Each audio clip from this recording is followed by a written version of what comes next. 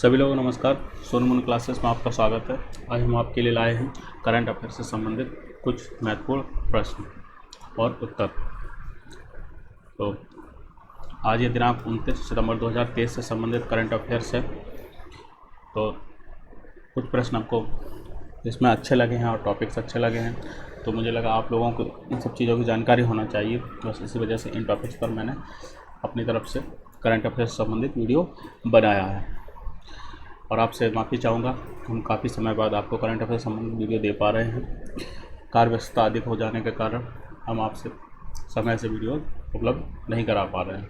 फिर भी हमारा प्रयत्न रहेगा कि जल्द से जल्द और अधिक से अधिक करंट अफेयर संबंधित वीडियो आपको उपलब्ध कराते रहें। आगे बढ़ते देखते हैं। तो आज जो करंट अफेयर्स हम आपको बताएंगे उसमें आज के टॉपिक हैं। पहला है एशियाई खेल क्या है और किस तरह से इसमें काम कर रहे हैं भारतीय टीम के खिलाड़ी। दूसरा है मिस यूनिवर्स से संबंधित। तीसरा शहीद आजम। चौथा विश्व हृदय दिवस के बारे में बताएंगे। और पांचवा श्री स्वामीनाथन महोदय हैं, इनके बारे में बताएंगे। इनकी मृत्यु हो गई है और इन्होंने हमारे देश के लिए काफ़ी कुछ किया है, इस वजह से इनके बारे में बताना मुझे उचित लगा और हमें बताना भी चाहिए। जिसने देश के लिए बहुत कुछ किया हो, ऐसे शख्स के बारे में हम लोगों को जानना आवश्यक है। तो शुरू करते हैं। पहला टॉपिक है एशियाई खेल। तो चलिए बताते हैं। एशियाई खेलों में भारत स्वर्णिम निशाने लगा रहा है। जो एशियाई खेल हो रहे हैं उसमें भारत क्या है, स्वर्णिम निशाने का मतलब ये है कि गोल्ड हासिल कर रहा है। सरबजोत सिंह पहला खिलाड़ी, अर्जुन सिंह चीमा दूसरे खिलाड़ी और शिवा नरवाल ने सबसे आगे रहकर देश को निशानेबाजी में चौथा और छठा स्वर्ण पदक हासिल कराया है।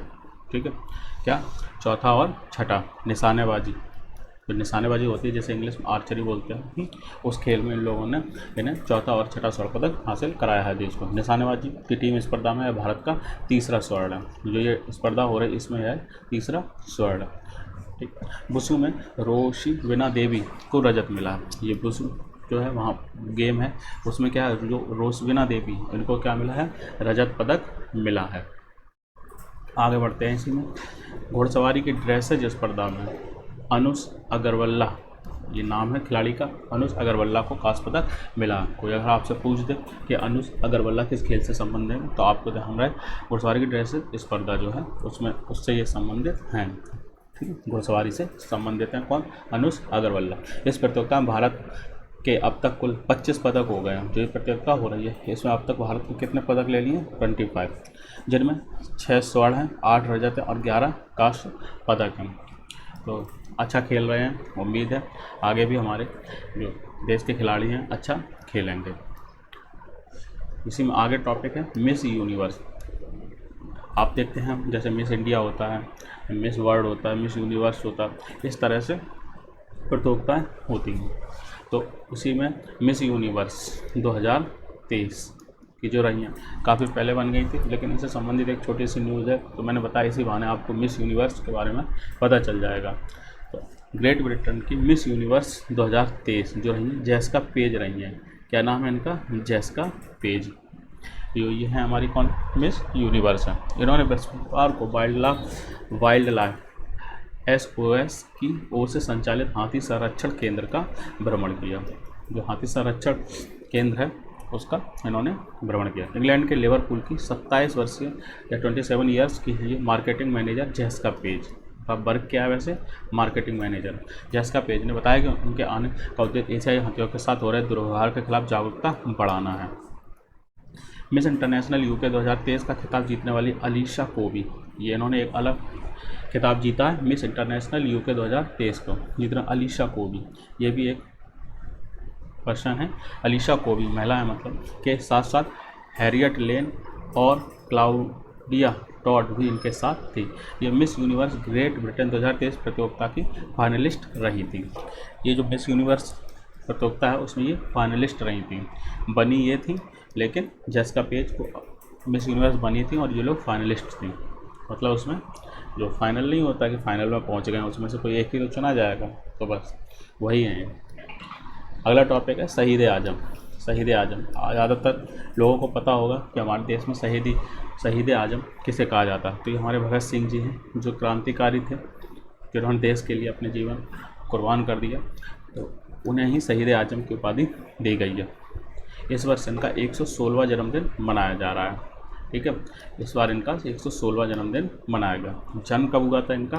28 सितंबर 1907 को इनका जन्म हुआ था। और वीरगति यानी कि कब हुई इनको? 23 मार्च 1931 को इस दिन इनको वीरगति प्राप्त हुई थी। ये अंग्रेजों ने इन्हें समय से पहले फांसी दे दी गई थी। काफ़ी टॉपिक है इनके बारे में बताने के लिए, लेकिन बस यहाँ पर थोड़ा सा आपको बताया। आपको यहाँ क्वेश्चन में पूछा जा सकता है शहीद आजम की उपाधि कैसे दी गई है, तो आपका आंसर होना चाहिए भगत सिंह। अगला टॉपिक है इसमें 29 सितंबर 2023। ठीक है, जिसमें वर्ल्ड हार्ट डे, विश्व हृदय दिवस। ठीक, 29 सितंबर 2023 को वर्ल्ड हार्ट डे मनाया जा रहा है, जिसे क्या बोलते हैं? विश्व हृदय दिवस। तो आज ये बता दें विश्व हृदय दिवस क्या है, क्यों है, कैसे। इसमें काफ़ी कुछ मैंने बताया है। उम्मीद है अगर आप इन चीज़ों पर ध्यान देंगे तो आप भी अपने हृदय को बचा सकेंगे और इसमें अवेयरनेस है। क्योंकि 29 सितंबर विश्व हृदय दिवस अवेयरनेस डे है, यह हृदय दिवस के रूप में मनाया जा रहा है, तो हमें जानकारी होनी चाहिए। विश्व हृदय दिवस प्रत्येक वर्ष 29 सितंबर को मनाया जाता है। कौन सी डेट डिसाइड है? 29 सितंबर, याद रख लें। अव्यवस्थित जीवन शैली और असंतुलित खानपान की वजह से दुनिया भर में हृदय रोगियों की संख्या बढ़ती चली जा रही है। जो रिसर्च है या सर्वे जो है उसकी वजह से आप क्या पता चला है कि जो हम लोग खाना खा रहे हैं, ऐसा अव्यवस्थित जीवन शैली, मतलब अव्यवस्थित जीवन शैली कैसे हो गई? ना समय से उठना है, ना समय से सोना है, ना समय से जागना है, जैसी ज़िंदगी चला रही है उस हिसाब से चलना। असंतुलित खान पान मतलब कोई भी खाना ठीक से ना खाना, खाना खाया तो जल्दी जल्दी खाया, क्या चीज़ खानी चाहिए क्या नहीं खानी चाहिए, बस जो मिला खाया। तो इस तरह की जो जीवन शैली है उसकी वजह से हृदय रोगों की संख्या बढ़ती जा रही है। व्यस्तता की वजह से लोग अपने शरीर की तरफ ध्यान नहीं दे पा रहे हैं। आदमी बिजी है किसी न किसी कार्य में, तो जिस वजह से क्या है वो अपने शरीर की तरफ ध्यान नहीं दे पा रहा है। डॉक्टरों के मुताबिक हृदय रोग की बीमारी किसी भी समय किसी भी उम्र में हो सकती है। तो नई सर्वे उसके हिसाब से क्या है, जो हृदय की बीमारी है किसी भी समय किसी भी उम्र में हो सकती है। विश्व हृदय दिवस मनाने का उद्देश्य लोगों में अपने हृदय के बारे में जागरूकता बढ़े इसलिए मनाया जाता है। विश्व हृदय दिवस क्यों मनाया गया? इसलिए मनाया गया कि ताकि लोग इसके बारे में अधिक से अधिक जान सकें और अपने हृदय को देख सकें। इसकी शुरुआत वर्ष 2000 में की गई थी। शुरुआत कब की गई थी? 2000 में की गई थी। शुरुआत में डिसाइड किया गया था कि हर साल सितंबर माह के अंतिम रविवार को विश्व हृदय दिवस मनाया जाएगा। मतलब जो प्रतिवर्ष सितंबर माह होगा उसका जो अंतिम रविवार होगा उस दिन यह दिवस मनाया जाएगा। किंतु वर्ष 2014 में इसकी तारीख निर्धारित कर दी गई जो 29 नवंबर थी। बट किन्हीं रीजनों से क्या किया, इनने का 20 सितंबर को मनाएंगे, बात खत्म। मतलब इन्होंने एक डेट डिसाइड कर दी। ठीक है, अगर अंतिम रविवार को रहता तो कभी 29 को पड़ता, कभी 30 को पड़ता, कभी 27 को पड़ता, कभी 26 को पड़ता, तो वेरिएशन रहता। तो उन्होंने फिक्स कर दिया कि नहीं 29 सितंबर को विश्व हार्ट दिवस मनाएंगे। तब से लेकर आज तक 29 सितंबर से विश्व हृदय दिवस को मनाया जाता है। कब से? 2014 से। नेक्स्ट देखते हैं आगे क्या है। विश्व हृदय दिवस के आंकड़े वगैरह जो हैं उसके बारे में बता दें। थीम क्या है इस वर्ष की? हृदय को जानें और हृदय का उपयोग करें। ये हमारे इस बार की थीम है हृदय के लिए। एक रिपोर्ट के मुताबिक 55% लोग अटैक आने के पहले ना तो हृदय की कोई जांच कराते और ना ही एहतियात बरतते हैं। आप देखते हैं जब लोगों को अटैक आ जाता है तब वो लोग इस बारे में जानते हैं कि उन्हें तो हार्ट अटैक आया है। उससे पहले उन्हें ना तो कभी अपने हृदय की जाँच कराई होती है, ना ही किसी तरह का कोई काम किया होता है। अध्ययन में पाया गया कि हार्ट अटैक के साथ अस्पताल पहुंचे 55% लोगों को पता ही नहीं था कि उनके अंदर बीमारी ने घर कर लिया है। जिनको हार्ट अटैक आया था उन्हें पता ही नहीं था कि वो हार्ट अटैक की दहलीज पर खड़े हैं। जब वो बीमार हो गए या समस्या हुई तब वो अस्पताल पहुंचे। आगे देखते हैं। हृदय में पड़ता अधिक स्ट्रेस लेने का बुरा। अधिक स्ट्रेस हिंदी में से बोलेंगे तनाव, इंग्लिश में टेंशन। ठीक है, इन चीज़ का बहुत बुरा प्रभाव पड़ता है। इस मामले में महिलाएं सबसे अधिक लापरवाही बरतती हैं। उन्हें हार्ट अटैक आने पर सीने में तेज दर्द नहीं होता है। एक नई बात पता चली है, तो महिलाएं जो आती हैं उन्हें ज़्यादा दर्द नहीं होता है सीने में अगर उन्हें हार्ट अटैक आता है। उन्हें घबराहट, सांस फूलना और थकान का लक्षण आता है। तो इनको क्या होता है, घबराहट होगी, सांस फूलेगी और थकान का लक्षण फील होगा। इन लक्षणों को वे गंभीरता से नहीं लेती और ये जो लक्षण हैं उनको बहुत ही कैजुअली वे में ले जाती हैं कि अरे ये तो चलता रहता है। इसके अलावा बहुत कम लोग जानते हैं कि अधिक स्ट्रेस लेने का बुरा असर हृदय पर पड़ता है। याद रखें कि आप जितनी ज़्यादा टेंशन लेंगे किसी बात की, उतना ही ज़्यादा आपके हृदय पर असर पड़ेगा, मतलब आपके लिए हार्ट के लिए घातक है। यानी कि आपको टेंशन फ्री रहना सीखना होगा। परेशानियां आएंगी और जाएंगी, कभी भी स्थायी नहीं होती। आज जो परेशानी है कल और हल्की होगी, परसों और हल्की होगी। तो आप ध्यान रखें, किसी भी बात का टेंशन मत लो। आंकड़े क्या कहते हैं? 75% तक बढ़ी भारत में बीते 10 साल में हार्ट अटैक से मरने वालों की समस्या। पिछले 10 साल से 75% लोग हार्ट अटैक से मरने से बढ़ रहे हैं। भारत में 63% मौतें खराब जीवन शैली का नतीजा है। जो 63% लोग हैं वो खराब जीवन शैली की वजह से मर रहे हैं, जिससे 55% लोग अकाल मृत्यु का शिकार हो रहे हैं। दिल की बीमारी से 28% लोग की मौत हो रही है।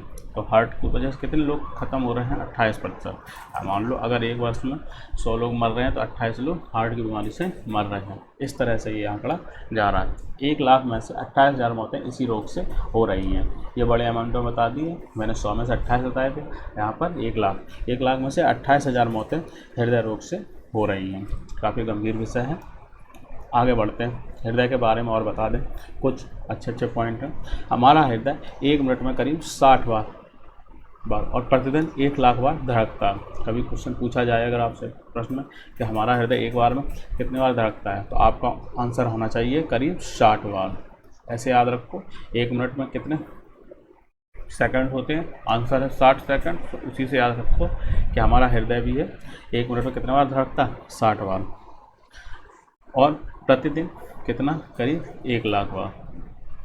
6.8 लीटर रक्त को हर मिनट पंप करता है। याद रखें, जो 6.8 लीटर, पूरा 7 नहीं है, 6.8 लीटर ये पंप करता है हर मिनट हमारा हृदय। पुरुषों का दिल करीब 340 ग्राम का होता है। कितना होता है? 340 ग्राम का पुरुषों का दिल होता है। महिलाओं का 280 ग्राम तक हो सकता है, मैक्सिमम है ये। इससे कम ही रहता है महिलाओं का, लेकिन मैक्सिमम 280 ग्राम तक हो सकता है। आपकी बात याद रखें, पूछा जा सकता है। क्यों बढ़ रहा है हार्ट अटैक? इसके कुछ रीज़न हम बता रहे हैं। सबसे पहले है गलत लाइफ स्टाइल। पहला पॉइंट क्या? गलत लाइफ स्टाइल, मतलब जीवन शैली गलत हो गई है इंसान की। कभी कुछ कर रहा है, गलत तरीके से काम कर रहा है, तो इस वजह से गलत लाइफ स्टाइल। सोने जागने उठने बैठने का कोई तरीका ही नहीं है, जिसका जैसे मन कर रहा है वैसे जीवन जी रहा है, तो गलत लाइफ स्टाइल। पता चले आधे लोग तो ऐसे हो गए हैं जिन्हें सोने का ही तरीका नहीं पता, कोई उल्टा लेट रहा, कोई पट्ट लेट रहा, पता चले हार्ट दबा रहता है। दूसरा, अनहेल्दी खाना खा रहे हैं। अनहेल्दी खाना क्या? अनहेल्दी खाना क्या? मतलब ऐसा खाना जो हमारे शरीर में ठीक से पचता नहीं है, वो अनहेल्दी खान पान हो गया। तनाव बहुत ज़्यादा हो रहा, स्मोकिंग भी कर रहे हैं, जिससे सिगरेट वगैरह पी रहे हैं, इसमें सिगरेट बीड़ी जो भी स्मोकिंग संबंधी चीज़ें वो कर रहे हैं।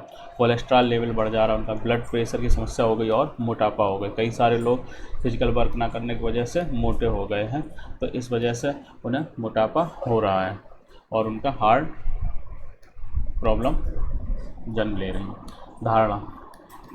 धारणा का मतलब ये होता है कि कोई बनी बनाई प्रवृत्ति, जैसे किसी ने धारणा बना रखी हो, मतलब किसी तरह की धारणा, कोई भी धारणा बना सकता है। जैसे कुछ लोगों को पानी से डर लगता है, तो उनके मन में धारणा बन गई कि वह पानी में डूब सकते हैं, इस वजह से उसमें पानी से डर लगता है, तो ये धारणा बन गई उनके मन में। तो क्या है, कुछ समय पहले तक दिल की बीमारियों को बुजुर्गों की बीमारी माना जाता था। काफ़ी समय पहले, मान लो अभी कुछ समय पहले का मतलब है 8-10 साल 15 साल पहले तक, जब दिल की बीमारी होती थी तो उसे बुजुर्गों की बीमारी माना जाता था कि ये बुजुर्गों को होता है, नए लड़कों को नहीं होता। किंतु अब युवा वर्ग भी इसकी चपेट में आ रहा है। आए दिन कोई ना कोई नई उम्र के व्यक्ति की मौत की खबर हार्ट अटैक से सुनी जा रही है। आप देखते ही होंगे, अभी पिछले 4-6 महीनों या साल भर के अंदर आप देखा होगा कई सारे लोग जो काफ़ी एक्टिव थे और नए थे, टीवी सीरियल्स में काम करते थे या फिल्मों में काम कर सकते थे, उन्हें अचानक हार्ट अटैक आ गया जिम के दौरान। तो आपने देखा कि वो मतलब कि नई उम्र के थे लेकिन उन्हें हार्ट अटैक हो गया। तो ऐसा नहीं है कि सिर्फ बुजुर्ग लोग ही इससे जा रहे हैं। हार्ट अटैक के प्रकार, ये जानने वाली बात है। हार्ट अटैक के प्रकार 3 प्रकार के होते हैं। हार्ट अटैक, पहले हार्ट अटैक को क्या बोलते हैं? स्टेमी। प्रकार के हार्ट अटैक को क्या बोलते हैं? इस्टेमिक। इस्टेमिक का फुल फॉर्म है एसटी, सेगमेंट एलिवेशन मायोकार्डियल इन्फार्क्टनेस, ये इसका फुल फॉर्म है इस्टेमिक का। इसमें रोगी की छाती के बीच में दर्द होता है। जो रोगी होता है उसकी छाती में क्या होता है? बीच में दर्द होता है। यह हल्का होता है, सीने में दबाव और जकड़न महसूस होती है। क्या होता है? सीने में दबाव महसूस होगा, जकड़न महसूस होगी। दूसरे टाइप का क्या है आप देखिए, दूसरा है एनेस्टमी। पहले था स्टेमी, उसी में एन जुड़ गया तो एनेस्टमी। Non ST segment elevation myocardial infarction. यह अटैक तब आता है जब रोगी की कोरोनरी धमनियों में ब्लॉकेज होता है। मतलब जैसे ये धमनियां हैं, इनमें बीच में कहीं ब्लॉकेज आ जाए। ब्लॉकेज आ जाए तो ऐसा है, इसमें ब्लड चलता है, इस तरह से ब्लड मूव करता है। अब पता चला यहाँ पर किसी तरह से कुछ बीच में ब्लॉकेज आ गया, तो अब इतनी जगह पतली हो जाएगी। जब जगह पतली हो जाएगी धमनी में, तो ब्लड क्या है ना, यहाँ पे प्रेशर ज़्यादा मांगने लगेगा। तो इस तरह से ये प्रोसेस आगे होता है। आप मेडिकल का स्टूडेंट तो रहा नहीं हूँ, तो ज़्यादा एक्सप्लेन नहीं कर पाऊँगा, लेकिन जहाँ तक मेरी समझ में आ रहा है मैं आपको बता रहा हूँ। यह अटैक तब आता है जब रोगी की कोरोनरी धमनियाँ जो होती हैं उनमें ब्लॉकेज होता है। हालांकि इस स्थिति में रोगी के लक्षण स्टेमी जैसे ही होते हैं। मतलब जो इससे पहले वाला जो है उसी टाइप के लक्षण होते हैं। लक्षण क्या होते हैं? छाती के बीच में दर्द होता है, हल्का सा सीने में दबाव जकड़न महसूस होती है। तो उम्मीद है आपको ये समझ में आ गया होगा ये क्यों होता है। और जो तीसरा प्रकार है उसके बारे में आपको बता दें, अस्थिर एंजाइना। ये तीसरा प्रकार है। इसमें जान का जोखिम कम होता है, लेकिन दोबारा से हार्ट अटैक आने की आशंका रहती है। इसमें क्या होता है? जान का जोखिम कम होता है, लेकिन जैसे एक बार आया उसके बाद दोबारा भी आएगा और हो सकता है तीसरी बार भी आएगा। तो इसमें दोबारा से हार्ट अटैक आने का आशंका रहती है। यह तब आता है जब रोगी के हार्ट की धमनियाँ सिकुड़ जाती हैं। मतलब क्या? जैसे मान लीजिए रोगी के हार्ट की धमनियाँ हैं, अब क्या हो, किसी वजह से ये धमनियाँ सिकुड़ गई, मतलब ये अंदर को चली गई। ठीक है, जब अंदर को सिकुड़ जाएंगी तो क्या होगा कि ये जो है पतली हो जाएगी। बिल्कुल जब पतली हो जाएगी तो इससे क्या होता है, ब्लड जब इधर से मूव करेगा इधर के लिए, तो ब्लड इधर निकलेगा तो प्रेशर से निकलेगा। तो इस वजह से ये आता है। उम्मीद है यहाँ तक आपको हार्ट अटैक के बारे में समझ में आया होगा। आगे बढ़ते हैं। अगर अटैक आ गया तो क्या करें? मोस्टली कई लोगों को पता ही नहीं होता। मान लो कोई समस्या उत्पन्न हो रही है हमारे सामने और हमें पता ही नहीं होता है कि हमें क्या करना चाहिए। सबसे पहले क्या करो, अगर किसी को लग रहा है कि हार्ट अटैक आ रहा है तो मदद के लिए एम्बुलेंस को तत्काल कॉल करते हैं। जो एम्बुलेंस का नंबर है उस पर सबसे पहले कॉल करें या स्वयं अस्पताल की तरफ रुख करें। अगर एम्बुलेंस की व्यवस्था या नंबर नहीं है तो तत्काल अपने वाहन से मरीज को उठाएं और सीधा अस्पताल की ओर जाएं। एस्पिरिन की गोली मरीज को दे दें और चबाने को कहें। ये एस्पिरिन की गोली होती है जो इस बीमारी में यूज की जाती है। तो इसको अगर आपके पास हो तो मरीज को दे दें, उससे कहें कि इसे चबाओ। चबाने का मतलब यह है दांत से चबाते रहो धीरे धीरे, डायरेक्ट अंदर गटकना नहीं है। एस्पिरिन जो होती है दवा धमनियों में क्लॉटिंग यानी रक्त थक्का बनने से रोकती है। जो एस्पिरिन की गोली होती है ये क्या क्लॉटेज नहीं बनने देती है, मतलब थक्का नहीं जमने जैसे। जैसे ब्लड है, ब्लड कैसा होता है? लिक्विड होता है, लेकिन क्या होता है थोड़ी देर बाद ब्लड जमने लगता है, थक्का बनाने लगता है। अगर एस्पिरिन की दवा हम खा लेंगे तो क्या होगा, ये थक्का नहीं जमेगा, तो जिस वजह से ब्लॉकिंग नहीं होगी। मरीज को तब तक उचित जगह बैठने या लेटने के कहें जहां उन्हें आराम हो। मरीज को ऐसी जगह लेटाना चाहिए जहां पर उसे आराम मिले। अब पता चला उसे हार्ट अटैक आ रहा है और आपने धूप में बैठा रखा है तो परेशानी होगा। उसे सही जगह, शांत जगह, ठंडी जगह पर बैठा लें ताकि वो आराम से बैठ सकें। मरीज होश में नहीं है तो कुछ भी ना पिलाएं। अगर कोई मरीज होश में नहीं है, बेहोश हो गया है हार्ट अटैक के दौरान, तो उसे कुछ भी ना पिलाएं। आगे देखें क्या करना। और हमें घर में सॉर्बिट्रेट की 5 mg गोली हो तो उसे जीभ के नीचे रख दें। ये गोली है सॉर्बिट्रेट 5 mg की गोली, तो उसे जीभ के नीचे रख दें, मतलब इसे खिलाने जीभ के नीचे रख दें। मरीज सांस नहीं ले रहा है या पल्स नहीं मिल रही है तो तुरंत CPR करें। कई बार क्या होता है, मरीज जो होता है वो सांस नहीं ले रहा होता है, मतलब उसकी सांस रुक जाती है। तो CPR का मतलब ये होता है जो जहाँ छाती का पोर्शन होता है इसे लोग दबाते हैं। दबाने का मतलब ये पंप करते हैं। ठीक है, तो इस तरह से पंप करें बार बार। अगर उसमें हो सकता है दिल फिर से धड़क जाए तो इसे ही CPR कहते हैं। बाकी हॉस्पिटल जाके CPR की जो प्रोसेस है वो की जाएगी। अस्पताल को पहले से ही सूचित कर दें कि आप मरीज को लेकर पहुँच रहे हैं ताकि वह लोग आपात स्थिति को तैयार रहें। एक चीज़, अगर आपका अस्पताल वाला पर्चा या वहाँ का कॉन्टैक्ट नंबर है तो उन्हें बता दें कि ऐसे ऐसे हार्ट पेशेंट को हम ला रहे हैं, आप लोग तैयार रहें। तो वो लोग भी अपनी तैयारी तब तक कर लेंगे ताकि जल्द से जल्द उसे ट्रीटमेंट मिल सके। इसमें जोखिम क्या है, किसको ज़्यादा हो सकता है ये हार्ट, तो जिन्हें डायबिटीज़ है उनको ये समस्या उत्पन्न हो सकती है, मोटापा है उन्हें भी हो सकती है, अनुवांशिक, ठीक है, अनुवांशिक भी होता है, और धूम्रपान स्मोकिंग ये बहुत बड़ा लक्षण है हार्ट के लिए, हार्ट अटैक के लिए। इसको छोड़िए, अगर कोई भी धूम्रपान कर रहा है तो सबसे पहले स्मोकिंग को छोड़िए। मधुमेह डायबिटीज़ यानी कि मधुमेह डायबिटीज़ मतलब है जिसे शुगर बोलते हैं, तो ये बीमारी भी काफ़ी लोगों में है, तो इससे बचिए आप। मीठा खाना बंद कीजिए। सड़क छाप जो चाय पीते हैं सड़क पर जा जाकर कई बार चाय पीते हैं, 2 हो गई, 4 हो गई, 6 हो गई, 8 हो गई, तो ये सब बंद कर दीजिए। मोटापा और ओबेसिटी, अपने मोटापे को कंट्रोल कीजिए। अगर आप व्यायाम करेंगे, दौड़ लगाएंगे तो मोटापा आपका कंट्रोल हो जाएगा। कुछ एक में क्या होता है, कुछ केस ऐसे भी होते हैं जो हेरिडिटी होती है, मतलब अनुवांशिक होते हैं, मतलब पता चले आपके दादा को हार्ट अटैक हुआ था, दादा के बाद पिताजी को हार्ट अटैक की समस्या रही, उसके बाद आपको भी रहेगी, तो ये आपके अनुवांशिक आएगा, तो एक चांस ये भी आपके साथ रहता है हार्ट अटैक होने का। आगे बढ़ते हैं इसी में कुछ चीज़ें और। चलो ये तो सब मैंने बता दिया कि क्या क्या है हार्ट में, किस तरह से आप बच सकते हैं या क्या क्या करना चाहिए। बचने के उपाय भी बताएं। व्यायाम करें, आप समय पर नींद लें, कम से कम 8 घंटे की नींद लें, संतुलित आहार लें, हरी सब्जियां खाएं, फल खाएं, दाल खाएं, इन सब का सेवन करें और तनाव से बचें। उधर मैंने आपको बताया था स्मोकिंग से बचें, ये भी काफ़ी परेशानी वाली बात है कि कई लोग स्मोकिंग कर रहे हैं तो उन्हें हार्ट अटैक आ जाता है, तो स्मोकिंग से बचें। और दूसरा तनाव से बचें। तनाव जिसे बोलते हैं टेंशन, जैसे कुछ लोग होते हैं बात बात पर टेंशन ले लेते हैं, जरा सी कोई बात होगी टेंशन ले रहे, अरे जो होना होगा होगा, क्या उसके बारे में सोचना, ठीक है, तो टेंशन से बचें। उम्मीद है हार्ट अटैक से संबंधित जो भी चीज़ें थी या जो भी मेरी जानकारी थी या जो भी मुझे समझ में आई मैंने आपको बताई हैं और आपको पसंद आएगी। अब बढ़ते हैं अपने अगले टॉपिक में, और ये आज की वीडियो का लास्ट टॉपिक है। कोशिश करेंगे ये भी आपको अच्छी से समझ में आए। एक नाम आपने सुना होगा, स्वामीनाथन, कई लोगों ने कई बार सुना होगा, जो पढ़ते हैं या जो पढ़ाई में हैं या किसी एग्ज़ाम की तैयारी कर रहे हैं तो उन्होंने स्वामीनाथन का नाम सुना होगा। इनके बारे में बता दें, इनका निधन हो गया, निधन हो गया, मतलब इनकी डेथ हो गई है। हरित क्रांति के जनक स्वामीनाथन नहीं रहे, उन्होंने क्या हरित क्रांति, भारत में हरित क्रांति हुई थी उसके जनक रहे हैं ये स्वामीनाथन जी।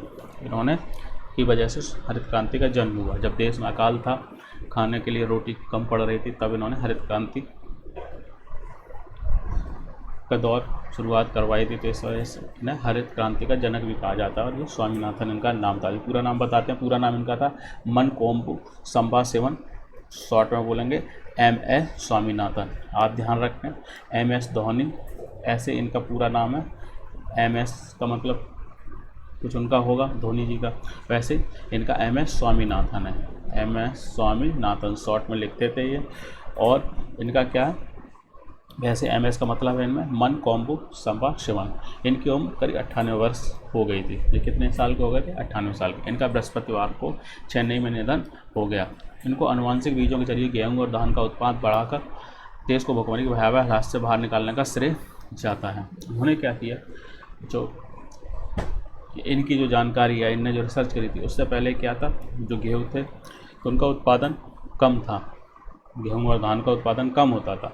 लेकिन फिर उन्होंने क्या किया, गेहूँ और धान में कुछ इस तरह से जीन में चेंज किया जिसकी वजह से गेहूँ और धान ज़्यादा उत्पन्न होने लगा उतनी ही ज़मीन पर। तो जिससे क्या हुआ, अधिकता उत्पादकता ज़्यादा बढ़ गई, तो लोगों के पास ज़्यादा तक रोटी पहुँचने लगी, अनाज पहुँचने लगा, तो भुखमरी के हालात कम हुए। 1960 के दशक में भारत अनाज के लिए दुनिया के आगे हाथ फैलाने के लिए मजबूर था। जब ये 1960 का दशक था तो भारत के पास अनाज नहीं था। उसी दौरान तत्कालीन प्रधानमंत्री जो थे लाल बहादुर शास्त्री को देशवासियों से अनुरोध करना पड़ा था कि वे एक समय का खाना छोड़ दें। मतलब सोचिए क्या हालात रहे होंगे जब हमारे देश का प्रधानमंत्री ये कहे कि आप लोग एक वक्त ही खाना खाइए और एक वक्त का उपवास रखिए क्योंकि हमारे पास अनाज नहीं है। स्वामीनाथन जी वर्ष 1961 से 1972 तक भारतीय कृषि अनुसंधान परिषद के निदेशक व महानिदेशक रहे। ठीक है, ये इनके पद रहे, किसके, भारतीय कृषि अनुसंधान जो रहा है परिषद, उसके क्या रहे हैं, निदेशक रहे हैं और फिर महानिदेशक रहे। इन दोनों पदों को इन्होंने संभाला। 1979 से 80 में कृषि मंत्रालय के प्रधान सचिव रहे हैं। जो कृषि मंत्रालय है उसके प्रधान सचिव रहे हैं। इनको डॉक्टरेट की 84 मानद उपाधियां मिली हैं। कितनी? डॉक्टरेट की 84 मिली हैं। इनमें से 25 अंतर्राष्ट्रीय संस्थानों द्वारा दी गई हैं। जो 25 हैं वो अंतर्राष्ट्रीय संस्थान हैं, उनके द्वारा इनको दी गई हैं। आगे बढ़ते इसमें एक घटना ने इनके जीवन की दिशा बदल दी। वर्ष 1943 में, जब ईयर्स 1943 में 1943 में बंगाल में पड़े भीषण अकाल का गहरा असर पड़ा इनके दिमाग पर। उस पीरियड में ये थे और इन्होंने देखा कि बहुत भीषण अकाल पड़ा है, लोगों के पास खाने को नहीं है। तो उस चीज़ को देखकर इनके दिमाग पर गहरा असर पड़ा। इनका 7 अगस्त 1925 को तमिलनाडु में कुंभकोणम में सर्जन M.K. संबाशिवन और पार्वती थमंगलम के घर जन्म हुआ। मतलब इनके पिता का नाम था सर्जन जो थे M.K. संबाशिवन और माता का नाम पार्वती थंगमल के घर जन्म हुआ 7 अगस्त 1925 को। बंगाल के अकाल में करीब 40 लाख लोग मारे गए थे। तो इस पीरियड में ये समझदार थे, इतना जानने लगे थे क्या चीज़ है क्या नहीं है। तो इन्होंने क्या 40 लाख लोग मारे गए थे उस अकाल में। इस कारण वह चाहते कि देश में फिर कभी खाने की कमी ना हो। इस कारण उन्होंने डिसाइड किया कि आगे से मैं ऐसा कुछ करूँगा जिससे देश में खाने की कमी ना हो, जिस कारण इनका रुझान कृषि की ओर गया। इस कारण ये कृषि की ओर इनका रुझान चला गया।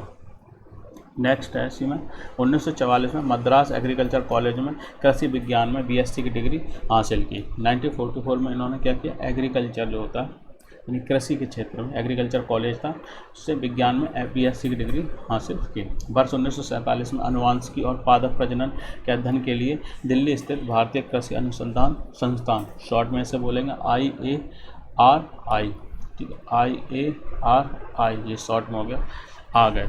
कहाँ पर आ गए? ये दिल्ली आ गया। यहाँ पर इन्होंने साइटोजेनेटिक्स में स्नातकोर की डिग्री हासिल की। मतलब पोस्ट ग्रेजुएट इन्होंने यहाँ से इस डिग्री में किया, ठीक है, साइटोजेनेटिक्स में। 11 वर्ष की उम्र इनके पिता का निधन हो गया था। मतलब घर के बड़े भी थे और 11 वर्ष की आयु उनके पिता की डेथ हो गई थी। 1949 से 50 में भारतीय पुलिस सेवा में इनका चयन हुआ, किंतु नहीं गए। इन्होंने भारतीय पुलिस सेवा यानी कि IPS इंडियन पुलिस सर्विस में इनका सिलेक्शन हुआ था, लेकिन ये गए नहीं। किन्हीं वजहों से, किन्हीं वजहों क्या, इनको बस वही चीज़ कि इन्होंने सोचा होगा कि मुझे अधिकारी बन के क्या लाभ, मुझे तो कुछ भुखमरी के लिए कुछ करूं। इस तरह से इनका बस अपनी अपनी इच्छा है। लोगों की सिलेक्शन तो बहुत जगह होते हैं, लेकिन आदमी की जहां इच्छा होती है वहां पर ज्वाइन करता है। ठीक वैसे इनके साथ हुआ। इनका चयन शोध के लिए उसी समय जब ये IPS के लिए सिलेक्शन हुआ, उसी समय इनका क्या हुआ, इनका चयन शोध के लिए यूनेस्को फेलोशिप के लिए भी हुआ। यूनेस्को फेलोशिप मतलब स्कॉलरशिप वगैरह या मिलती है, वैसे ही फेलोशिप भी होती है, जिस कारण नौकरी के बजाय शोध के लिए नीदरलैंड जाने का फैसला इन्होंने किया। ये कहाँ चले गए? नीदरलैंड चले गए। ठीक है, नीदरलैंड चले गए। कैम्ब्रिज यूनिवर्सिटी से पादप प्रजनन संस्थान में शोध करने लगे और 1952 में PhD पूरी की। 1952 में इन्होंने वहाँ पर PhD पूरी कर ली। ठीक है, वर्ष 1954 में स्वामीनाथन भारत लौटे। 1954 में ये भारत वापस आ गए। ये स्वामीनाथन जी की फ़ोटो है बैकग्राउंड में, आप देख सकते हैं। हमने इसलिए लगा दिया ताकि आपको इनका चेहरा याद रहे। तो 1954 में क्या थे, ये स्वामीनाथन भारत लौट आए और केंद्रीय अनुसंधान संस्थान में काम करने लगे। जो केंद्रीय अनुसंधान संस्थान है, इसमें ये काम करने लगे। उम्मीद है यहाँ तक आपको समझ में आ रहा होगा। थोड़ा वीडियो बड़ा हो गया, लेकिन इनके बारे में इतना कुछ है जानने को कि मैं बहुत ही कम समय में अधिक से अधिक बताने का प्रयास कर रहा हूँ, क्योंकि ये बहुत बड़ी शख्सियत रहे हैं जिन्होंने देश को भुखमरी से बाहर निकाला।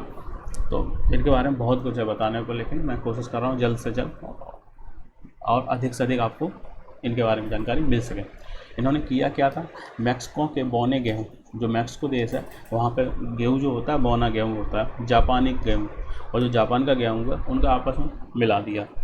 इन्होंने मैक्सिको के बौने गेहूँ को जापानी गेहूँ से मिलाकर एक मिश्रित बीज तैयार किया। इन्होंने क्या किया, मैक्सिको का बौना गेहूँ और जापान का थोड़ा सा बड़ा होगा या जैसा भी होगा, उन दोनों का प्लस किया जीन को, और इससे गेहूँ बना, जो जिससे बीज बना। तो उसको इन्होंने आपस में मिलाकर एक बीज तैयार किया, जिसका इन्होंने इन बीजों में भारत की परिस्थितियों के लिहाज और बदलाव किए।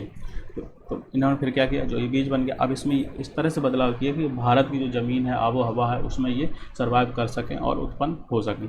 आखिर इन बीजों की बदौलत 1968 में देश में गेहूं के उत्पादन में 50 लाख टन की वृद्धि हुई। 1968 में क्या हुआ, 50 लाख टन, बहुत बड़ा अमाउंट होता है। 50 लाख टन गेहूं की वृद्धि हुई एक बार में।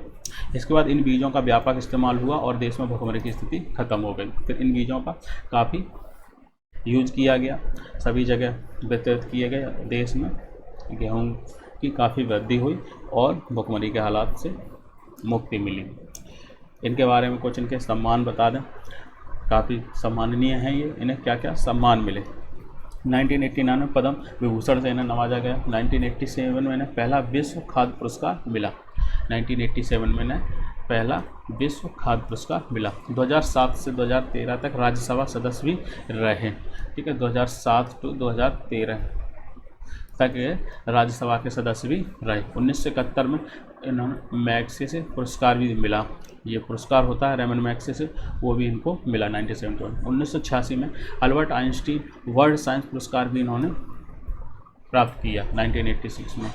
याद रखें आप ये चीज़ें।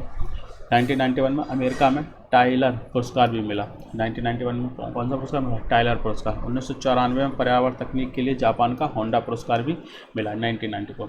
ये इन्होंने इतने पुरस्कार जीते। तो उम्मीद है स्वामीनाथन के बारे में मैंने जो भी बताया आपको पसंद आया होगा। अगर आपको कम समझ आए तो एक बार वीडियो को फिर से देख लें। काफ़ी कुछ इन्होंने ज़िंदगी में किया है और अभी हमारे बीच नहीं रहे हैं। हमारे देश के लिए इन्होंने काफ़ी कुछ किया है ताकि मानव सभ्यता का भला हो सके। तो थैंक्स ऑल ऑफ यू। आज का वीडियो यहीं पर समाप्त किया जाता है। जल्दी हम आपको नेक्स्ट वीडियो में मिलेंगे। अगर आपको हमारा वीडियो पसंद आया हो तो वीडियो को लाइक करें और चैनल को सब्सक्राइब करें। थैंक्स।